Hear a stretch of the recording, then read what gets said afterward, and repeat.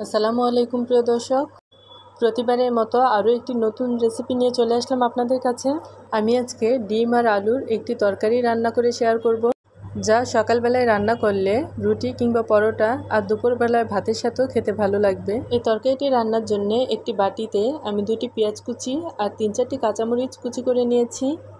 এবার সামান্য একটু লবণ দিয়ে পেঁয়াজ মরিচ কুচি হাত দিয়ে ডলে একটু নরম করে নিব।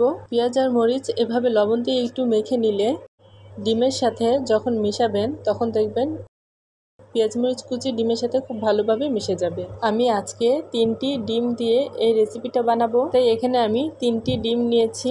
এবারে একটি কাঁটার চামচ দিয়ে ডিমগুলো পেঁয়াজ মরিচের সাথে খুব ভালোভাবে মিশিয়ে নিব।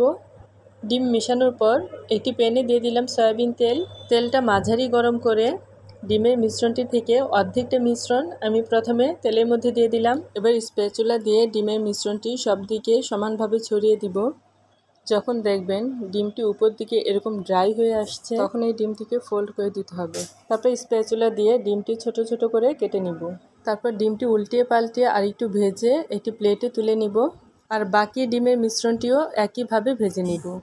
এবার ওই একই প্যানে আরও 2 টেবিল চামচ পরিমাণ সয়াবিন তেল দিয়ে আমি 2টি মাঝারি সাইজের আলু আগে থেকেই কেটে ধুয়ে রেখেছি, সেগুলো দিয়ে সামান্য একটু লবণ আর হলুদ গুঁড়ো দিয়ে ভেজে নিব। অনেকেই কাঁচা আলু দিয়ে এই তরকারিটি রান্না করে থাকেন, তো আমার কাছে আলুগুলো যদি একটু ভেজে নেওয়া হয় তাহলে তরকারিটা খেতে একটু বেশি টেস্টি লাগে। যারা নতুন রাঁধুনি তারা কিন্তু ডিম আলু তরকারিটা এভাবে রান্না করতে পারেন, দেখবেন খেতে কিন্তু অনেক বেশি ভালো লাগবে। ডিম আলুর এই তরকারিটি সকালবেলায় রুটি পরোটা আর দুপুরবেলায় গরম ভাতের সাথে খেতেও কিন্তু অসাধারণ লাগে। আলুগুলো ভাজতে ভাজতে যখন এরকম ব্রাউন কালার হবে তখন আলুগুলো তুলে নিতে হবে।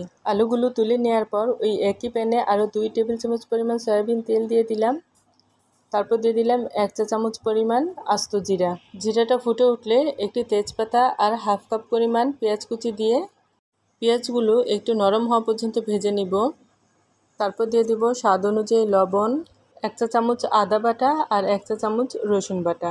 এবার আদা রসুন বাটাও পেঁয়াজের সাথে ভেজে নিব যতক্ষণ না আদা রসুনের কাঁচা গন্ধ দূর হয়। আদা রসুনের কাঁচা গন্ধ দূর হওয়ার পর একটি টমেটো কিউব করে কেটে দিয়ে দিব। আমি এখানে ডিপ ফ্রিজে সংরক্ষণ করা টমেটো দিয়েছি, আপনাদের কাছে ফ্রেশ টমেটো থাকলে সেটি দিবেন। টমেটোটা দেওয়ার পর দেখবেন টমেটো থেকে অনেকটা পানি ছাড়বে।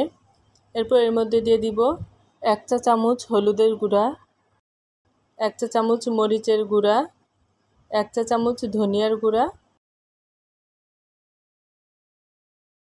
তারপর মশলাগুলো খুব ভালো করে কষিয়ে নিব।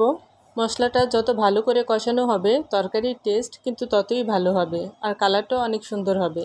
মশলাগুলো কষানোর এই পর্যায়ে যখন মশলাটা থেকে তেল ছাড়তে শুরু করবে তখন আমাদের ভেজে রাখা আলুগুলো দিয়ে মশলার সাথে আরও একটু ভালো করে কষিয়ে নিব। 1 মিনিটের মতো কষানোর পর আমরা এখানে পানি দিয়ে দিব। আমরা এখানে পানিটা এমনভাবে দিব যেন আলুগুলো ডুবে থাকে। আমাদের আলুগুলো কিন্তু ভাজার সময় অনেকটা সিদ্ধ হয়ে আছে, তো এই সময় কিন্তু খুব বেশি পানি দেওয়ার প্রয়োজন নেই। তারপর একটু ঢাকনা দিয়ে ঢেকে মিডিয়াম আঁচে আমরা 5 মিনিটের মতো রান্না করে নিব। 5 মিনিট পর ঢাকনা তুললে দেখতে পারবেন আলুগুলো সম্পূর্ণই সিদ্ধ হয়ে গেছে। আমি আপনাদের দেখিয়ে দিচ্ছি, দেখুন স্প্যাচুলা দিয়ে আলুর মধ্যে এভাবে চাপ দিতেই আলুটা ভেঙে গেল, তার মানে আলুগুলো খুব ভালো করে সিদ্ধ হয়েছে। এবার স্প্যাচুলা দিয়ে কিছু কিছু আলু আমি ভেঙে দিব, এতে করে তরকারির ঝোলটা ঘন হবে। এবার এখানে আমাদের ভেজে রাখা ডিমগুলো দিয়ে দিব। আমাদের এখানে আলু ডিম সবই কিন্তু রান্না করা, শুধু তরকারির ঝোলটাকে একটু ঘন করে নিব। এবার ঢাকনা দিয়ে ঢেকে কম আঁচে আরও 5 মিনিট রান্না করে নিব। ঢাকনা তুলে দিয়ে দিব 4-5টি কাঁচামরিচ। কাঁচামরিচের মুখের দিকে আমি সামান্য একটু কেটে দিয়েছি যাতে কাঁচামরিচের সুঘ্রাণটা বের হয়ে আসে। এবার দিব হাফ চা চামচ গরম মশলার গুঁড়া। এখানে অবশ্যই গরম মশলার গুঁড়াটা ব্যবহার করার চেষ্টা করবেন। এখানে গরম মশলার গুঁড়াটা দিলে তরকারিটা থেকে আলাদা একটা ফ্লেভার পাওয়া যাবে। আর দিচ্ছে হাফ চা চামচ ভাজা জিরার গুঁড়া। এ পর্যায়ে যদি একটু ভাজা জিরার গুঁড়া দেন তাহলে দেখবেন তরকারিটা থেকে খুব সুন্দর একটা ফ্লেভার আসবে। এরপর দিব ধনিয়া পাতা কুচি। ধনিয়া পাতাটা আপনাদের পছন্দ অনুযায়ী দিয়ে দিবেন। তো ধনিয়া পাতা দিলে তরকারিটা খেতে খুবই ভালো লাগবে। এখন আমাদের ডিমের তরকারিটা রান্না করা কিন্তু একদমই কমপ্লিট। এই রেসিপিতে একবার ডিম আলু তরকারিটা রান্না করে দেখতে পারেন, দেখবেন খুবই ভালো লাগবে। সবাই ভালো থাকবেন। আল্লাহ হাফেজ।